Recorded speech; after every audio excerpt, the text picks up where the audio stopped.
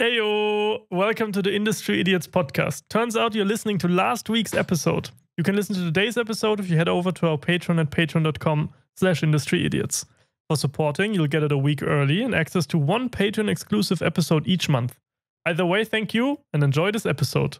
Bye! Hello, another episode of the Industry Idiots podcast.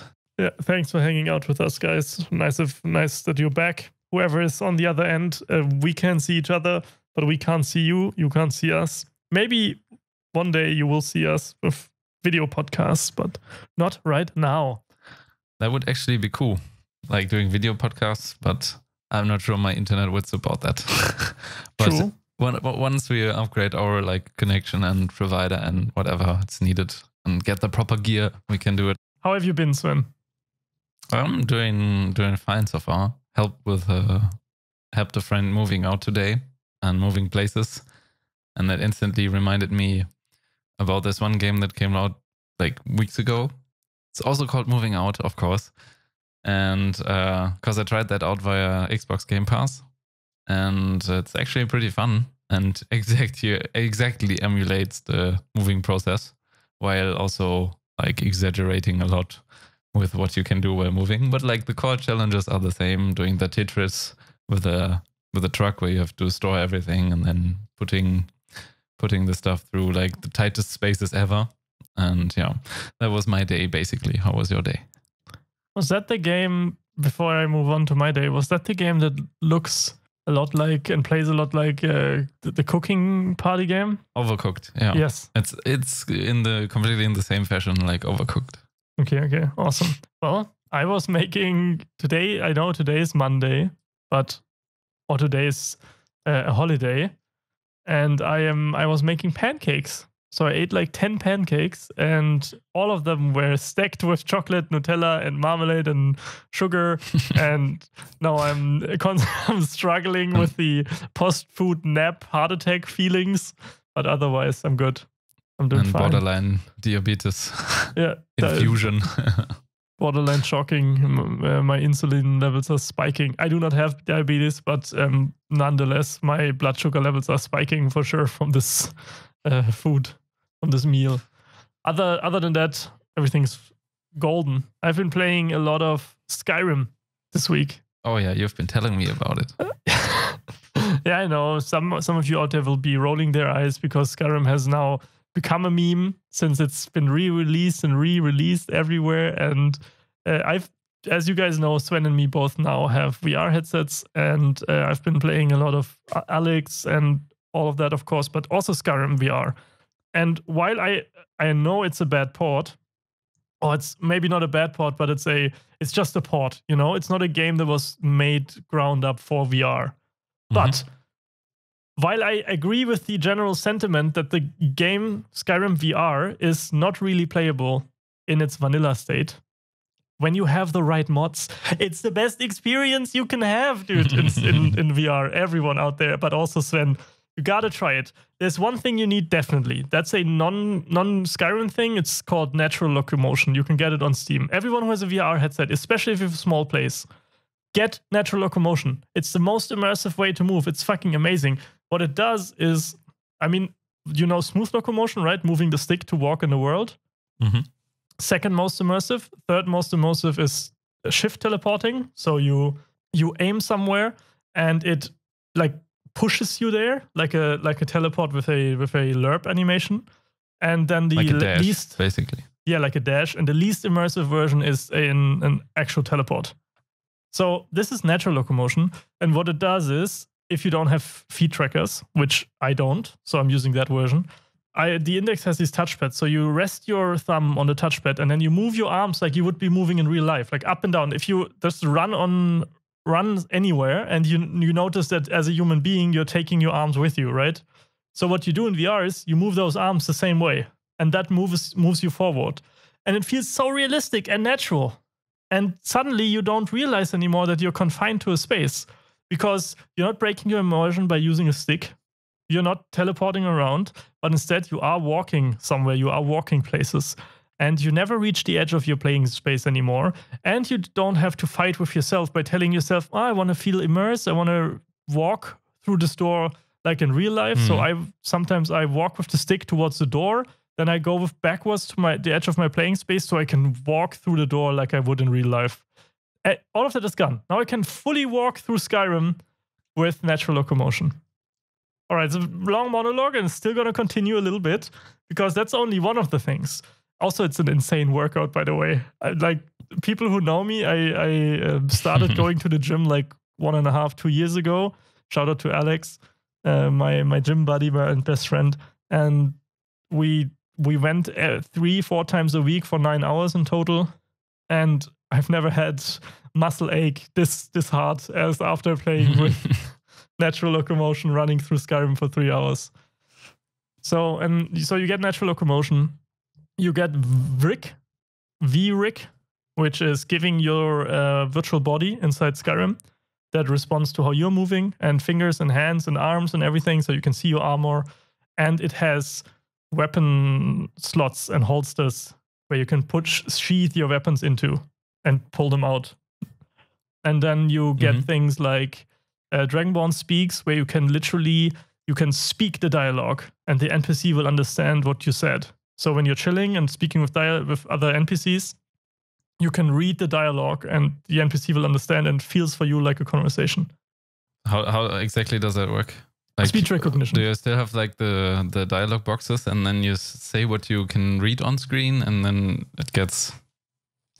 I've moved them off to the side, and how it works is you start a conversation and you're looking at the NPC and he says something like, my cat went missing inside the dragon's collar bone. There, over there. Can you get this? And then you see, if you turn your head to the side a little bit, where I have moved it, you can see what the actual dialogue options are. And then, of course, you answer with, no, I do not care for your cat in real life. And then he's like, oh, damn. And you're like, all right, bye. And saying all right, bye closes the dialogue. So that's really cool and immersive. It's a lot of fun. And then there's other things like, of course, a lot of visual mods and making trees insanely huge, like mammoth trees. So they are dwarfing for you as a person. And I see your mouth move. What did you want to ask in between? Yeah, just wanted to ask if you ended one conversation with our usual bye. Just fucked off. I put in, you can customize your conversation enders, and I put in bye and goodbye. So yes, I do that all the time. You have like a conversation with one of the main dragons and you're like, bye. Bye. And in real life, you can see me like swing my arms and run away. It's fantastic. Yeah. And then the Benny Hill theme plays while you're doing your arm thing. That's what I've been doing. And realistic archery, that kind of stuff. And, realistic seating. So when you sit down in Skyrim, you toggle the sitting thing, and then the game pauses and tells you to get your chair. And then you get your chair and you sit down, and then you press the I'm now on my chair button, and then you essentially, you're actually sitting. And sounds ridiculous. So you don't have to sit on the ground to simulate the sitting, but you like actually sit on your chair. Yeah, it sounds ridiculous, but it's making a world of difference for immersion when you're in a conversation with a king, jarl, with anyone, quest givers, doesn't matter. And then lastly, there's a lot of more like ini changes and mini stuff, but lastly there's Spell Siphon, which is a mod that, honestly, that's how I wanted to play the game anyway, back then, in my hundreds of hours of Skyrim. And what it does is it reworks the magic system. Skyrim has always had a little bit of the magic system is awesome, but you gotta select the spells somehow. So what you usually do is you favorite them, and then while in combat, you pause the game and you go through your favorites menu and pick the spells. Some of you who don't care and are more of a gamer, they have like 9 spells. Or not more of a gamer, but someone who likes to, bind stuff, which of course I am, because I play a lot of Meepo in Dota.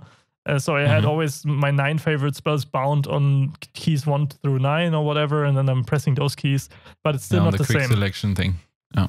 Every Skyrim player who has ever played Skyrim knows that there's spells that you have that you've never used. Or you used them once when you got them to try them out and then never again.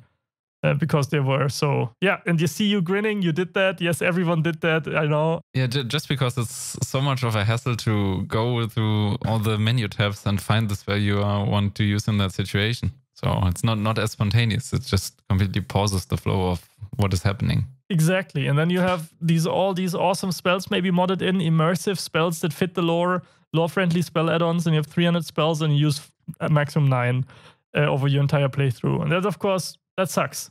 But on the other hand, how do you solve this? And now we have Spell Siphon, which is an add-on that does it cycles spells for you on the fly while you're casting. And at first it feels like, oh man, this is totally random. No, because there's a logic behind it. Your one hand, lore-wise, it works that you master this Dragon Shout, and then from then on, you can point at things with your one hand and pull the magic essence of that thing inside of you, and you channel it out with your other hand. So this way you can aim, and you can also do dual-wielded magic, don't worry, but the channel process is always the same hand. You aim at a tree and you channel, or you pull the essence of a tree, and that means life, that means healing, that means tree, blah, blah, blah, all that kind of stuff, shield, Borg, everything. And the next spells that are coming are all in that category. So this cycles naturally through everything. If you want destruction, you aim at a fire, or aim at something destructive, or you aim at a dead body. And that also adds to you on the fly binding and summoning weapons. So cool. Fucking amazing. It sounds super immersive. That's more like a contextual magic system than completely random, that you are possible to do everything all the time. And maybe to bridge a gap to Half-Life, and there's one more mod that I have installed that is you can throw your stuff like Thor's hammer. So Thor, I have an axe equipped, doesn't matter what I have equipped, I can throw it. And then I can press the button again to pull it back. It works perfectly. I move my hand in a circle while it's flying back to me, and I can see it tracking my hand, going right in my hand. So like the Leviathan axe in God of War. Like the Leviathan axe in God of War, and a little tiny bit like the gravity gloves in Half-Life Alyx, without the polished, super crazy functionalities those bring. Yeah. Well, it sounds amazing. I'm still waiting for your modding guidelines. For your tailor-made list of what to install first and in which order and stuff. Because so much of a hassle to always get mods running, especially for Skyrim. And if you don't want to put yourself through this installing 30 mods or something, then it's actually nice to have like a more condensed guide. I love the tinkering that modding brings. The only thing that I don't enjoy, I enjoy the entire process, but I don't enjoy the least amount is when you have to install things outside of the actual modding structure. When you have to install things in Windows or in the outside structures of whatever. They install many things. As long as it's contained to the Skyrim modding folder, I would be happier. But of course, you need the custom scripting like SKSE, stuff like this. So that's just the bullet you have to bite. True. But yes, I will supply you with all the... There's one thing. How can this be in the... There was, by default, in Skyrim VR, was depth of field enabled. Per config. There's no setting to disable it. You can only disable it per ini file. And what depth of field is doing, everyone who has touched the game knows this and probably hates it or doesn't like it. Your real life eye, when you look at your hand and you hold it in front of your face, things behind your hand become blurry. And when you hold your hand in front of your face and you focus on something behind your hand, like a lamp or whatever, then the hand becomes blurry. That is depth of field. That is your eyes focal plane adjusting to where you want to have your focus and where you want your eyes, the focal plane focus on. And having that enabled in VR doesn't make any sense, because you're already, in pancake games, that's what they're called, pancake games, 2D games, not 2D games, but 3D games that are on a screen. So pancake games, in pancake games, it makes sense because you want to have an artistic effect that simulates how your eye works with things that are far away and blah, blah, blah.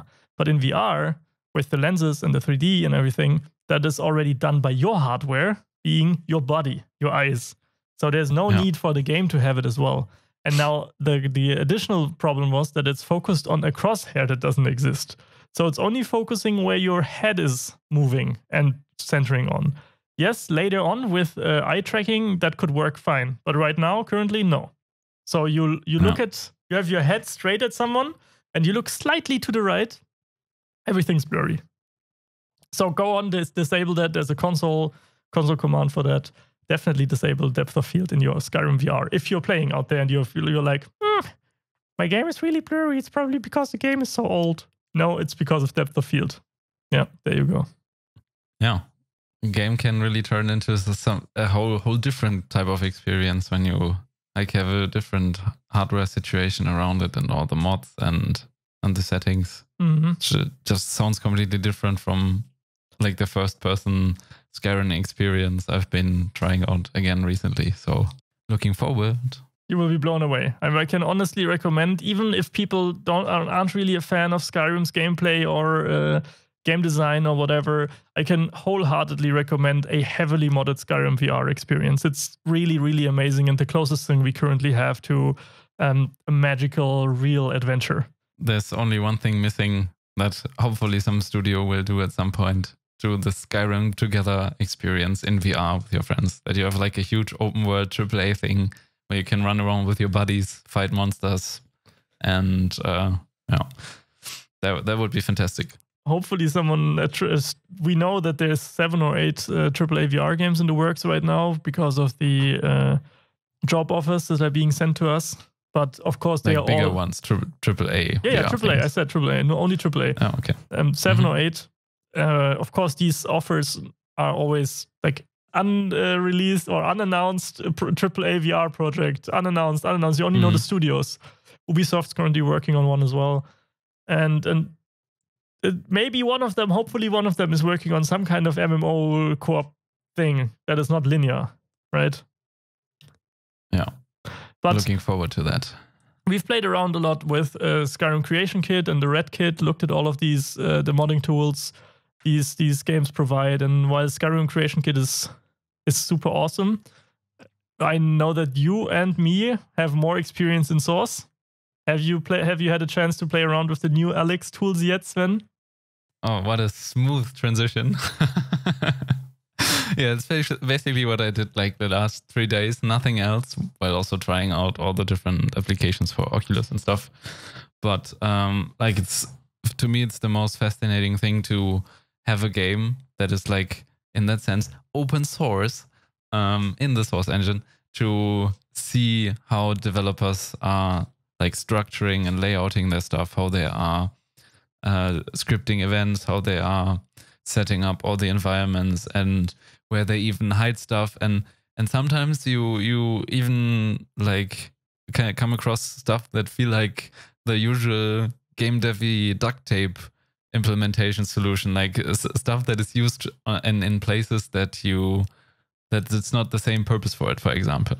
But and also when like flying around through the editor, you spot stuff that you maybe will not actually see when playing the game itself, because it's hidden behind some window you just walk past and you never notice it. But if you see all the stuff in the editor and how it's set up, it's so cool to see how much you can discover, and it's adding to the overall level of like getting to know that space basically. And also like a lot of stuff with the like design philosophies, what they are trying to do, like how they are setting up. Like there's this one very consistent theme, like having doors throughout the game, and they are very consistent in doors you can interact with and doors you can't interact with, like giving the interactable doors knobs, and those you can't, they just don't have knobs. We talked about this on the podcast before. Yeah. Yeah, okay. To see how the areas are set up and maybe even sometimes separated. There's this one in the beginning of the level, in the beginning of the game, like you get into an elevator, and as a player you of course feel like the elevator is moving down. Did you get out like below the building at some lower levels, and in editor you just get teleported, and it's a completely different area and section of the constructed level. Because vertical movement is hard in games. Yeah, that too. All of the engines have problems with that. Yeah. Smooth vertical movement for the player controller. And what else have you discovered in like a little bit, because everyone listening is probably very interested in the one thing that you said, the duct tape solutions. What other funny duct tape solutions have you discovered in the official Half-Life maps? Yeah, that's it's cool to see that. For example, there's a very Warren place, like there's this train yard and there's a lot of junk lying around. And from how the environment looks, it looks like, oh, it's so detailed. It's done by hand. But essentially, this huge pile of rocks isn't just one pile of rocks. Well, actually, technically, it's one pile of rocks, but they are reusing the same pile of rocks, prefab basically, and like changing the scale of it, transforming it, moving it around, rotating it, and just assembling it to a whole new group of rocks basically to make that look like it's like this unique formation of rocks. And it's just this classical arrangement of props and makeshift duct taping of the environments that you already know from the games back in the day. So it's cool to see that these techniques are still being used. That we also know from our games. Oh, it's like, the environment artist doesn't have any capabilities right now. Let's just copy and turn this rock and fuse them together in a different way. So hope no one notices that kind of stuff. Cool. Well, I mean, we've talked about it on the podcast before, right? With the red interaction objects, and that the doors that you can go through have knobs or door handles, and the doors who you don't have anything. What else did you notice that was cool or special about the level design? Well, apart from like the most basic and obvious ones with the color coding, and of course that the lighting is always guiding you and highlighting where you have to go. There's this one very interesting thing right in the beginning where you don't have as much mechanics to your selection of what you can do. You basically can only walk and see your hands and grab bottles. That's basically all the mechanics you have before you get the gravity things. And so naturally they have to like fill this space you are traversing through with some kind of content. And the way they did is very clever, because they layouted the environment in a way that you run from scripted event into scripted event. So you always feel like some gameplay stuff is happening while you're actually only watching a cutscene play out, which of course furthers into your domain of environmental storytelling a lot. Yeah.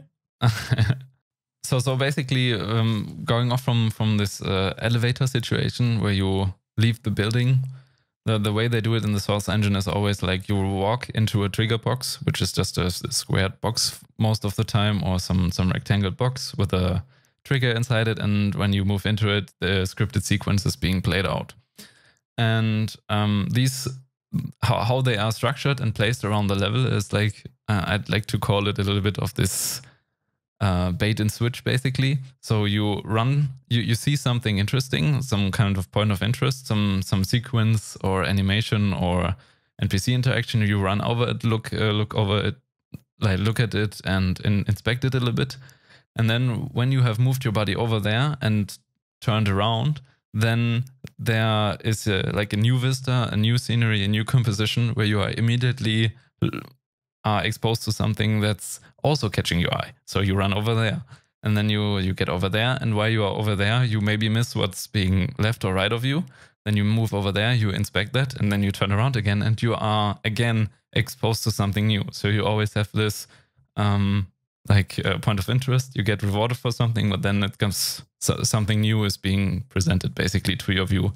And that is the whole way they structured the first two levels until you get your mechanics basically. So it's purely narrative, purely immersing you in the world of the Combine taking over the city and enforcing the police stuff. And yeah, it's actually cool because it's not really gameplay except for traversal, but they still manage to fill it with like cool set pieces that make you feel like stuff is happening. Mm-hmm. Well, it sounds interesting. I mean, I'm playing it currently, and maybe we should talk about how fucking scary dark passages are in these games. Oh yeah, it was crazy. Well, first of all, I tweeted something earlier today that was focusing on how Alyx is using environmental storytelling the game is super linear. The game is essentially one giant tunnel, right? You can only always go one way really. And what's cool about this though is that they have these amazing set pieces that tell a lot of story, but also are at the center of your progression, like your gameplay progression. So what the situation I'm talking about is the first fourth of the game, first fifth of the game. So rather at the beginning part where you get the flashlight, right? And you come into there's this huge room opening in front of you after you've breaking sightlines. You were in a narrow kind of corridor and breaking sightlines. There's a curve to the right, so you can't see except if you go behind the curve. So you go into the curve, go to the right, and now you can see. You can see the corridor expand a little bit, and then there's dark. So keep going, and now you're standing at an elevation. You're standing 3 meters above what's happening there, and then you can see this light in the middle. And in this light, there's some body suspended from the ceiling with weird goo coming out of its brain, and clipped to its chest is a little flashlight attachment. And you can see this and it's so creepy. And you know exactly in that very moment, you have to go there. You have to get the flashlight, but everything is dark except that space. So super creepy, super creepy, and horror. And then, and of course, the most classic trigger of events happens when you pick up the flashlight. Of course, the classical press the button and then enemies come. This is like the most natural thing. Not 100%. Thankfully, they didn't do you touch the flashlight and then something happens, because that would have been cheap. They give you the flashlight, and then, as they do with all of their things, which is brilliant gameplay-wise and game design-wise, you have to attach this flashlight and make it work, right? So you have this flashlight in your hand, and Russell comes into your brain and tells you, you gotta, I can't do a New Zealand accent, but you gotta attach that flashlight, and then you put it onto your glove, and that's the moment where shit is happening, right? And they do this for everything. Yeah, once you got accustomed to the mechanic. They even do this for when you put your shotgun into the weapon upgrade machine and you get the red dot, not the one on top of the gun, but the one that projects a laser to where your pellets are going. And you get that. You still have to pull a lever on the physical gun for it to show up. And I think that's brilliant for all things that they're doing. It's super brilliant. That's another nice example of a similar thing is when they are like how are the things called that are attached to the surface with that chew you up when you run into their tongue, basically barnacles or something like that. Yeah. So there's this one sequence very early on where they teach you to it's helpful to look up right after you got your gun, and they like trigger you, not trigger you, like bait you a little bit with like they placed ammunition in a certain part of and highlight it, of course, with some lighting, and you want to pull those towards you with the gravity gloves. But when you do it, the ammunition automatically flies through the tongue of that thing. So you the thing catches basically ammunition and chews it, and then you see, oh, maybe I should like actually watch out and look a little bit more towards the ceiling, because while offering you some kind of reward, they are still denying it from you with the challenge of you have to kill the barnacle first. And then they also teach you in that sense that when these things choose something, they spit it out again when you kill them. And so that's also one of the pieces I found super fascinating. Yeah, and you always have this gamble of if you want to kill them or not, because it takes like 4 or 5 bullets, so half the magazine, but they have a chance of having a magazine swallowed. So sometimes it's worth it, sometimes it isn't. If you see them swallowing the ammunition, then of course it's coming out again.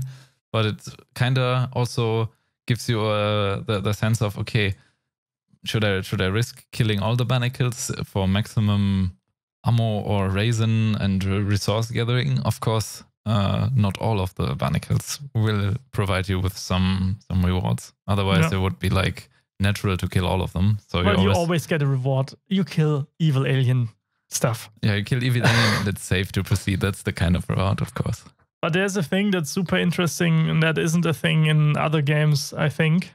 In games like pancake games, 2D games, or 2D, 3D games. And that's fear. Fear is such a huge factor in VR games. you're in there and you have your pistol in your hand and you have 2 bullets left. All right, you've killed all enemies and now you're chilled out. You're catching your breath and you have 2 bullets left in your gun. How it works in Alyx is this mag. If you exit it from the gun, you can put it back in, of course, but you can't put it in your backpack. You can't refill the magazine. You can discard it, or you can put it back in the gun. You can't put it in the backpack. So you have to think, are you okay with going into the next combat, into the next encounter, through the next rooms with only 2 bullets? And is it going to be so scary and so overwhelming that you're able to, are you going to be able to shoot 2 bullets, reload in time? Reloading in VR is, you have to click the button how's this? Exits? Ejects. Ejects, thank you. You have to click the button that ejects the clip. You have to pull a new one from behind your back, so it comes from out of your backpack. You have to insert it into the gun, and then you have to pull back the barrel. And then it's fully loaded. It's like 4 steps. If there's 4 things coming at you, you might want to have that full magazine ready already. So that's something that's truly unique to VR, I feel like. Like, yes, you have to do ammo conservation in games like Resident Evil and all that stuff, but there it's because you want to have enough ammo for killing the enemies in the game. Here it's you want to be prepared to not be overwhelmed and be afraid, essentially. Yeah, and in the normal, I love the term pancake games. You never heard that before, but it's a nice way of putting it. You are much more inclined to or open to receiving and taking some damage as a trade-off, for example. But in VR, as you are in that game, as you are fully immersed, you are much more reluctant to, oh, I don't want to have this headcrab jump in my face. I don't want to have that experience. I'd rather reload before and make sure that I'm set up for the next combat. So it's exactly the fear you are talking about. Exactly. And you cannot really understand it until you've experienced it. Because before I entered VR, long before I owned one, but I tried it many times on the conventions, right? But before that, even you always thought like, okay, how cool can VR be? It's probably going to be like the step up from movie to 3D movie, but it's not. It's worlds apart. You are in that game. Way better. Yeah, you are in that game, and I swear to you, if you play Alyx with an index and you walk down this corridor, and everything is dark, and there's nowhere else that you can go except you are afraid of walking through this. Imagine there's no lights in your city, or you're living in a village or on a countryside, and you walk into the forest, full dark, full night. It's just on a different level terrifying. Yeah, that's also the reason why I can't understand why people are so hell-bent on trying to mod Alyx into a non-VR version, because that completely ruins the overall concept of the game. The game won't work the same way, because one of the main observations as well are that the areas they build, the levels they are built, are much, much smaller than like the pancake games have, or the traditional games have. When you're like bunny hopping through the space, you are like... The spatial exploration is much quicker in the traditional games, and you're taking your time way more in VR. So the overall experience would like be maybe only 3 hours instead of the 15 hours you would take in the VR space. So that's also one thing to mind. So if you play it in non-VR, it's probably gonna be very unsatisfying. And the combat is of course also not balanced for mouse and keyboard. Yeah, it's not balanced. It's balanced for you having to physically aim a gun. And you probably being a person that has never, or maybe once on a shooting range, aimed and shot a gun ever. And that's not easy. I mean, it looks easy in the movies, but guys, I've been shooting like air rifles and on shooting ranges some normal rifles, but these targets are standing still. Whoever has gone skeet shooting before knows how hard it is to hit a moving target, and those are shotguns. So when you're in a game and you have an upright body running past the screen with 20 meters how's it called when something is far away? 20 meters Entfernung. Distance, thank you. 20 meters, or it was mind is blocked. There's 20 meters distance between you and the upright thing that's running past, and you can only shoot the head because that's where the head crab is. That's hard. Like the weak point. You could shoot the other stuff, but it would like take up much more ammunition. That's super hard. I mean, there's a few modifications that give you these fancy, crazy visual mods for aiming your gun, but it's something you have to practice. Like really, that's a skill. Yeah, you really have to practice it because it doesn't have any form of auto aim, not even on easy mode. I think you actually have to pinpointy, and it's not.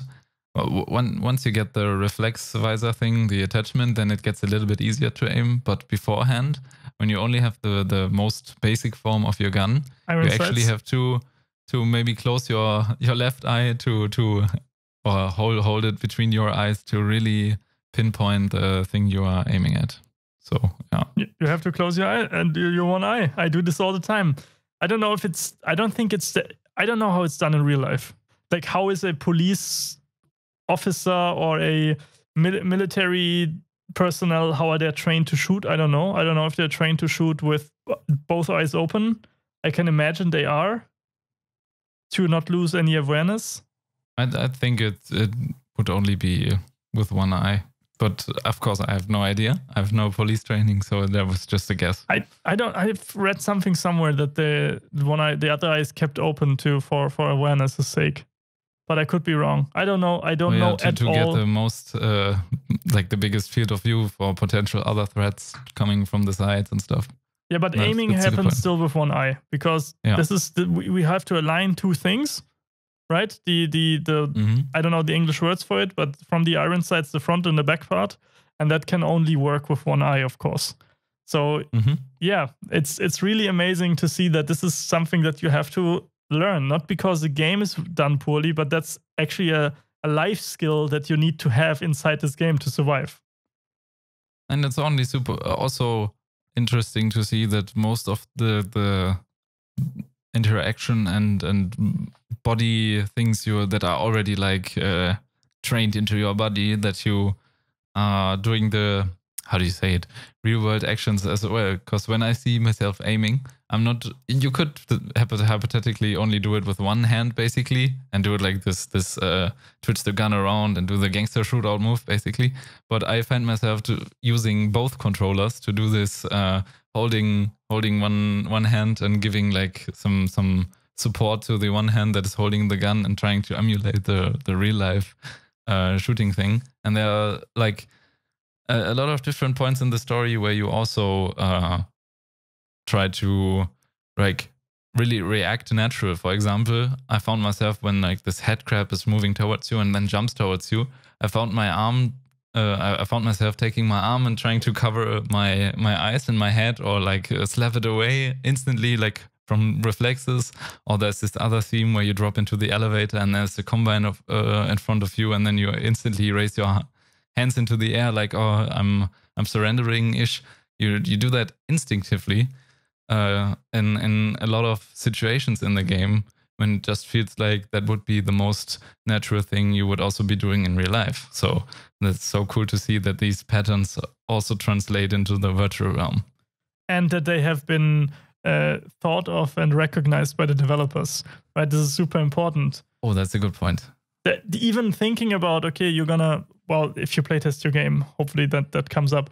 But if you have your gun and you wanna shoot, and you have some shooting experience, or even no shooting experience, you probably hold your pistol with not one hand, and you're not shooting it with one hand. You probably want it for stability. You want the other hand around to grip as well. Not teacup your gun. Never teacup your gun. Don't put your hand below the magazine. Always put your hand on the other hand when you're shooting. And then that the hand in the VR space is also then gripping the gun in a support fashion correctly, and it's also affecting accuracy and stability of the gun. Yeah. And it's also it's when you do it with the flashlight, for example, with the gun, and you teacup or not teacup but support your other hand, then the flashlight cone becomes the vision cone of your gun as well. So that's super cool. Yeah, that's pretty nice actually. I haven't noticed that it's like boost the accuracy as well from the gun. Yeah, the stability is definitely affected. Also, you can feel the gun behaving differently from having less recoil. Yeah, a little bit, tiny little bit. Feeling wise, could be placebo, but definitely stability is affected 100%. It's a notable difference. what you mentioned before, like developers accounting for everything, is also a big factor in the design of the overall game, which I noticed when playing it. Like you always have Alyx voice over commenting stuff she sees or you see as a player. And from one of the developer interviews half a year ago, they always say that they have incorporated what some playtesters said during the play sessions. So you walk into a room and Alyx says in-game, "Oh, that's weird." These interactions are actually based on what players said when playtesting the game. So they used these impressions from the people who were playtesting the game and put that to make Alyx as a character more relatable. And so maybe the character you are playing reacts in the same way like you do, which also, again, then furthers the immersion again. So that's so cool. I especially felt that to be true. So this is 100% true, but I especially felt it to be true in the first time you walk into the dark room. You have the flashlight, you've defeated the pushing enemies, and then you walk into you have to pass. I don't want to spoil anything because it's at the beginning of the game or first stages of the game, not super beginning. You're definitely in like an hour or 2 hours probably, depending on how slow you progress. And it's super dark. It's black. It's pitch black. And you go in with this little flashlight cone, and it's really like you cannot. This is really scary. And I stand there, and then Alyx says, "Russell, can you please talk to me, Russell? Just anything. Just talk to me." So, and this is so related. In this second, this is exactly what I thought. I was wishing that I would be in Discord right now, talking to my mates while I play through this, because it's so terrifying. And then Russell, of course, tells you that you're gonna die. True. Yeah, it would be way too scary if you wouldn't have like some so voice support over the headset. If you're just being left alone, and at least in that sense, you don't have the feeling to be left alone in the dark places. And I don't know how to pronounce his first name, so I'm very sorry. Rice, the actor who speaks him, he's just also so hilarious, and he's such an amazing accent. Oh yeah, the delivery of his lines. Yeah, it's fantastic, dude. He's a genius, and I really enjoy his commentary and his deadpan humor. It's also a testament to like great natural writing of the overall dialogues and how everything is being presented to you, where you can feel that they are being very sarcastic and trying to very on the nose and jokey about how Russell is as a character. It still feels just the right amount of believable and not too over the top crazy, too forced jokey. It's just the right amount of being a little bit bantering with between Alyx and Russell. So yeah, dude, humor has always been a narrative device to lighten the mood and regenerate the player spirits, and just offload some of the dramaturgic heaviness that befalls on the player. But for the people who don't know him by his first name, by the way, you have seen him. The voice actor from Russell is the actor of Jumanji, who plays the NPC in the plane, or also on Wrecked, like the show about this crashed airplane. Oh yeah, he's also in there. Now I have a face. Yeah, he's hilarious. He's amazing.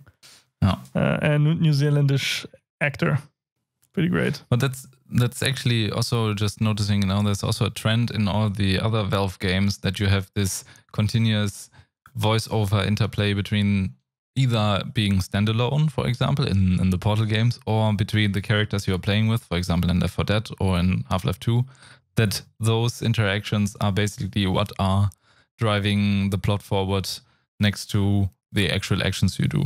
So those are their most common tools and devices they use to tell the narrative. You have either an NPC talking to you or some voiceover over the headset or announcer, basically. And you don't need that many resources to make that work really well. Of course, it's in Half-Life games, it's brilliant.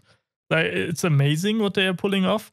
But the amount of staff that you need to pull this off is you need a couple good writers and the voice actor, which of course needs to be an extremely good one. You have to go with professional grade. And with that alone, you have 2 voice actors, you have a couple of writers, and maybe the lead writer, like making everything come together. There you go. This is 50% of the immersion. Just this character interaction.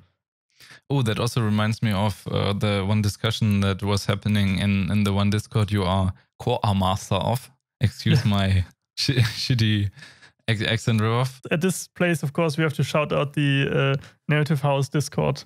If you're working in narrative, if you're working in anything related in the field, please send us a tweet, send us a message anywhere, Discord, and maybe we can get you on there.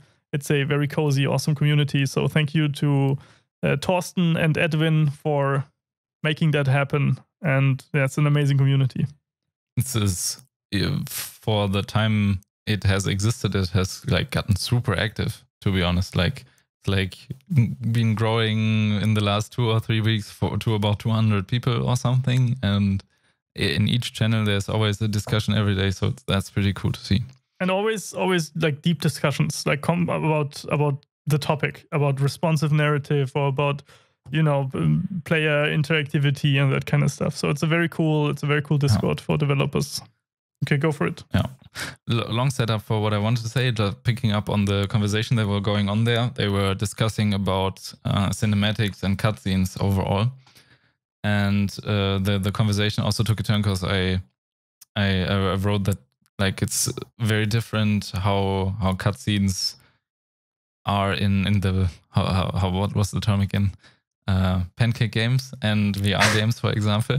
I'm adapting that now. I love that term as well. I read it on Reddit once, and ever since then, because you can't say 2D games, because then you think like Uncharted is not a 2D game, it's a 3D game. Yeah, but it's on a 2D screen, so it's a 2D game. So you use Pancake for all games that are non-VR because they are on a pancake. And I guess you could also say Canvas or something, Canvas games. Yeah, but Pancake is funnier. Pancake is more hilarious, yeah. So what I was going for was basically the same situation I was mentioning before, where you as Alyx drop into the elevator, and any other game would then like naturally trigger some kind of cutscene where you see the narrative element play out. And in VR and Alyx, they make you basically watch the stage play happening in front of you, make you part of the stage play and give you options. Make you part, that's the important part. Make you part of the stage play because you are affecting what's happening. Exactly. And you have the chance to, like, even while you are confined to this 2x2 meters elevator wagon and like can't really move around except maybe 1 meter to the left and 1 meter to the right and stuff. And you are watching the NPCs interact in front of the elevator. And then you have different possibilities to interact with this cutscene while you're not really affecting what is happening, but like small little narrative bits. For example, if you want to push the button to make the elevator doors close, then this combine in front of you, of course, stops it, and all the other tiny bits that you can influence while not actually influencing stuff, but a little bit from an immersion side, you can influence what is going on. And it's so cool to see that you are not like having the black bars and disconnecting you from the action that is happening and make you really part of it. So it's a very elegant way. Maybe for people to understand better, the scene is as follows. The elevator doors open and there's multiple combines in front of the door holding someone hostage or, just making a citizen's arrest, something like that, or arresting a citizen, sorry, and sweeping through the apartment. And you are standing there and you're like, oop, I'm not supposed to be here. And then the Combine is looking into your elevator and he comes towards you and threatens you with his weapon. And I really felt threatened. He's like, don't put your hands up. And then at this moment you can, like, it's not like a prompt coming up like in Witcher where you press X to put your hands up, press blah to deny. You just instinctively do it now. Yeah, you stand there and this guy with a gun, you have nothing by that point, you have no weapons, is telling you put your hands up and threatening you. So, or maybe he has a shocker or something, whatever. And you're standing there and then this happens. Like there's nothing that you can just do, all right? Either you put your hands up and the game reacts, or you don't and the game reacts, or you click that elevator button to close the doors and the game reacts, or you try to grab his weapon. There's a million things that you can do, and it just makes this feel like not a game, but I don't know, this scene especially. Something that actually happens in front of you, or with you actually, not only in front of you. That's why so many people, they're not trying to be pretentious, but that's why so many people talk about VR games not as games, but as experiences. Because this is just an experience you go through as a person. This feels like if you go do a year abroad and you have adventures there, this takes up the same headspace, I feel like. If you have it, or you go on vacation, you have a youth hostel, whatever, you go through the dark neighborhood and you get, I don't know, a late night pizza and get mugged on the way. This has the same feeling of adventure that happens in a part of your brain as VR experiences. Like a digital tourist, basically. Yeah. It's really crazy. It's really amazing. Yeah, okay. That was a lot of Alyx talk. Again, more? Basically. Yeah. If you have more, go for it. If I have more just from a game dev side, more or less consumer thing, so it's more interesting for the people who build levels with the Source engine, is how they optimize all the stuff.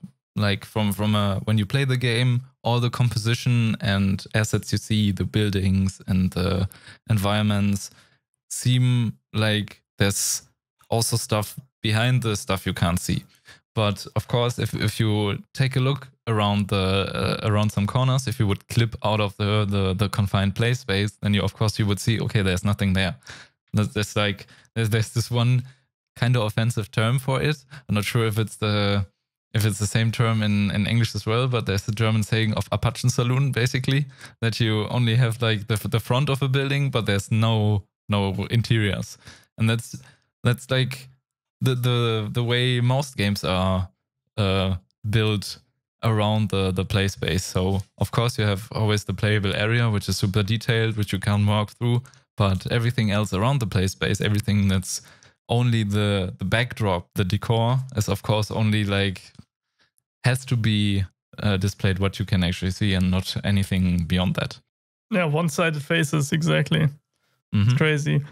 And what sold me on the like development part of the game, or the Hammer kit or whatever, or the maybe coming Source 2 SDK for VR, is the physics interaction of level building. I've been doing a lot of level building and prototype building in Unity and Unreal, especially Unity.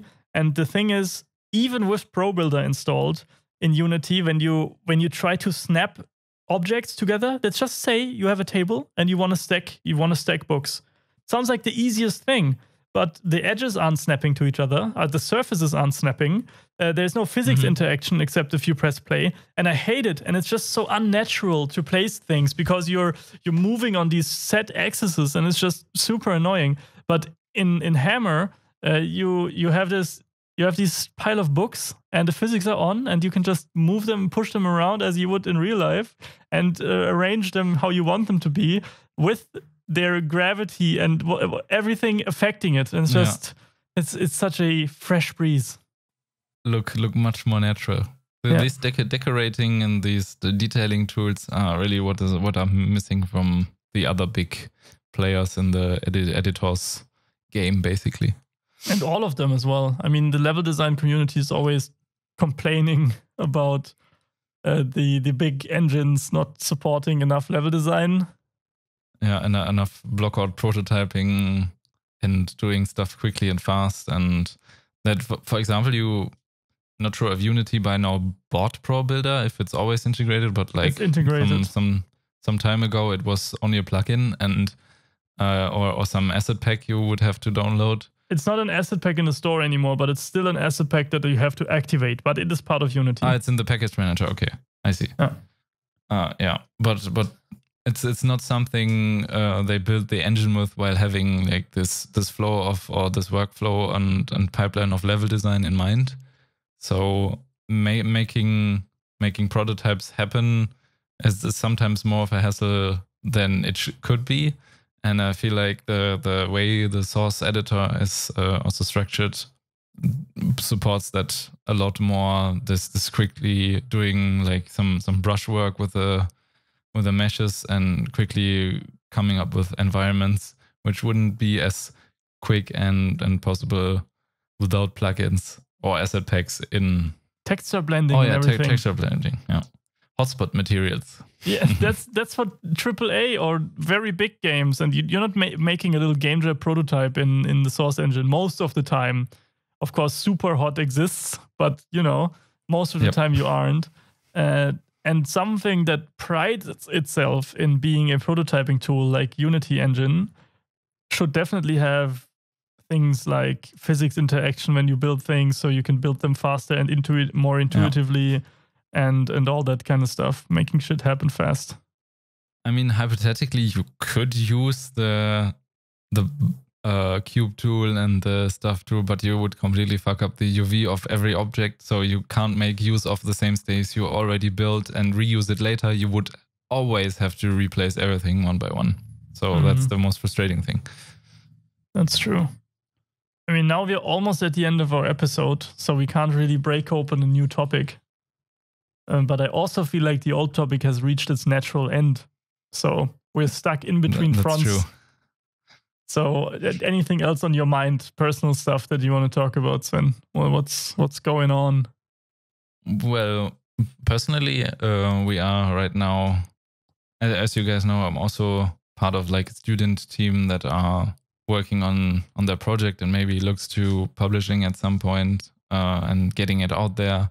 And we are also like preparing a pitch right now to get that project going, get some incubator at like support and advice and stuff like that. And so that's a very big thing that has been on my mind the last few weeks, preparing this pitch with the team and trying to like to tailor all the facts about the game to that one pitch. And so that's also what will be occupying a lot of my mind in the coming week. And it's interesting that for that pitch, we don't have the chance to do it in person because it's Corona. As you know, Corona and COVID time. So we are forced to do like a 5-minute video and cram everything into there. So yeah, it's a new thing. Never have made a pitch video in that sense, because I always feel like doing a presentation is much nicer because you can always react to like the mood of the room and how the people are reacting to your stuff. You can always see in their faces if they don't really get the point you're trying to you make. Can adjust, yeah. And you can adjust, and you can't do that in the video presentation. So, but on the other hand, you have a chance to make everything like bulletproof, that you don't forget any of the points you want to come across. You can, of course, edit the stuff. And just your charisma, right? Part of selling something to someone is you. And that's not meant in any negative way, but if you stand behind whatever you're doing, might it be a product, a game, or some piece of tech or hardware, doesn't matter. You stand behind this, right? You are doing this, and you as a person matter. Even though we want to live in a unbiased world where only skills matter, sometimes, especially when you want money for the thing you are doing, you need to also show who you are. You need to show that you're capable and you're deserving of this money to make this happen in corporation. Of the trust. Yeah, exactly. And big part of that comes from, in my experience, from meeting face to face and just being a human being and not a screen. Yeah. Hard to do with Corona times, for sure. Yeah, I guess we have a chance to film us as well for that pitch, because we're doing like this animated presentation with a lot of images and stuff, and we haven't really made up our mind if we put ourselves as the video in there or if we just do the voiceover. So, but I guess it would be much nicer if you can, while somebody is presenting, you can already see him as well. Maybe I'm going to use my green screen and chroma key everything into the presentation to make me run around in the presentation, and the others too. But that would probably be a little bit overkill.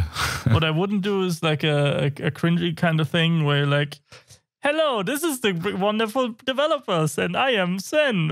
Stuff like this, no. But if you would chroma key yourself into the presentation to actually... So they have a face. I often have a problem with following Twitch streamers or YouTubers who are not using a face cam. Not because I want to see them, but because I want to see someone. I want to associate the voice with a face, I want to associate. I'm not a judgmental or a person who is very surface level, but I do associate some kind of, character. Like, it's super hard to follow someone if you can't see them. And what they're saying and understanding. I often have the problem with very unfamiliar accents. Like, I can deal with Scottish by now, but Indian accents on YouTube in tutorials, or sometimes even more of the other unknown British accents, I can't understand. So and when I see the lips and when I see the face, then I can understand again. I don't know why that is, but that's how it is for me. So I always wish that people, or I would always prefer people using their. I'm not hating them for not doing it, of course. Everyone has their reasons, but I have a hard time following if you're not using one.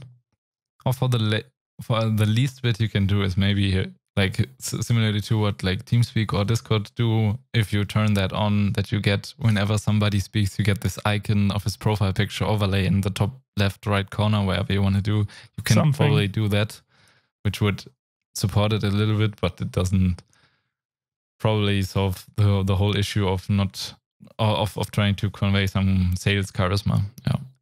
And it's also problematic. I know that the standard, for example, for resumes outside of Germany or outside of Europe is not including a picture, which makes sense for discriminatory reasons. But in Germany, it's the other way around, right? On your resume, you always want a picture of the person. And not because, hopefully not, because the recruiter wants to profile you by how you look, but it's just to see. Well, at some point, a little bit, it is profiling. And as long as it's not gender-based or religion-based or sex-based or whatever, or age-based, if someone is applying for any kind of job where you have to meet public people and and then of course you don't look presentable. But then again, where does it stop and where does it start, right? What is acceptable in terms of presentable? Who decides what is presentable? Everything is super hard. It's not that easy. Especially when you're in a position where you hire people and you don't want to. What I read the other day was some kind of studio. I don't know who it was. Some kind of AAA studio.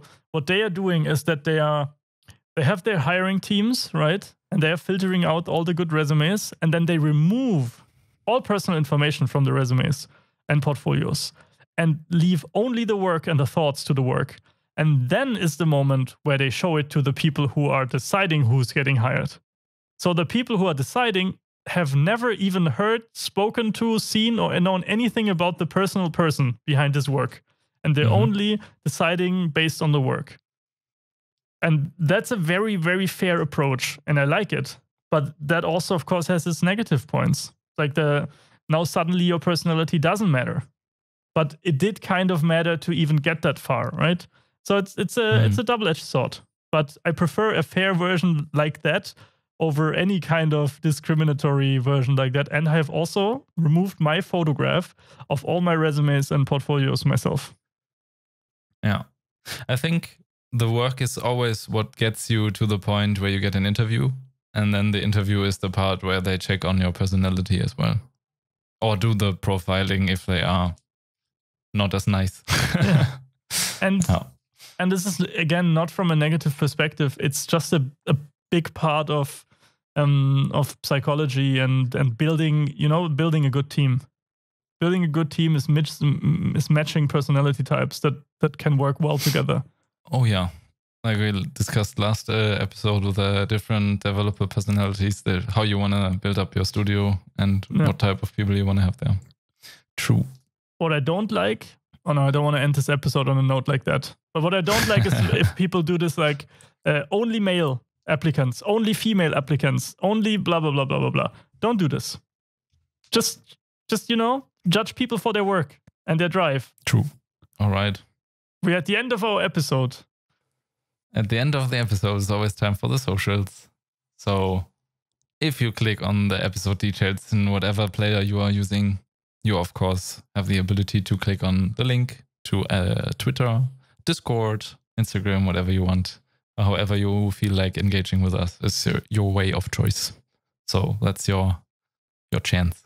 Yeah. Or if you're only listening to over the phone, you don't want to look into any descriptions. It's at Industry Idiots on Instagram and at Idiots Industry on Twitter.